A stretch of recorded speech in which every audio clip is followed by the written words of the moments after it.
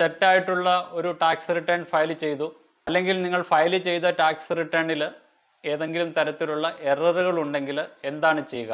Income tax ആക്ടിലെ section 139 subsection 5 അനുസരിച്ചിട്ട് ഇതിലെ 2 conditions പറയുന്നത് ഒന്നെങ്കിൽ 31 ഡിസംബർ 2024 അല്ലെങ്കിൽ നിങ്ങളുടെ ഫയൽ ചെയ്ത ടാക്സ് റിട്ടേണിൻ്റെ അസസ്മെൻറ്റ് കംപ്ലീറ്റ് ചെയ്യുന്ന ദിവസം ഏതാണോ ഇയർലി അതിനു മുന്നേ ആയിട്ട് നിങ്ങൾ റിവൈസ്ഡ് ടാക്സ് റിട്ടേൺ ഫയൽ ചെയ്യണം.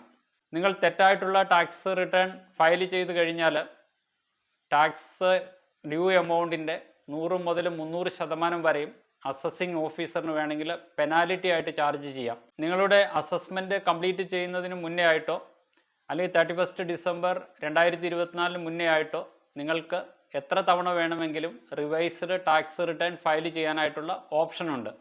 റിവൈസ്ഡ് ടാക്സ് റിട്ടേൺ ഫയൽ ചെയ്യുന്നതിന് യാതൊരുവിധ പെനാലിറ്റികളും ആപ്ലിക്കബിൾ അല്ല.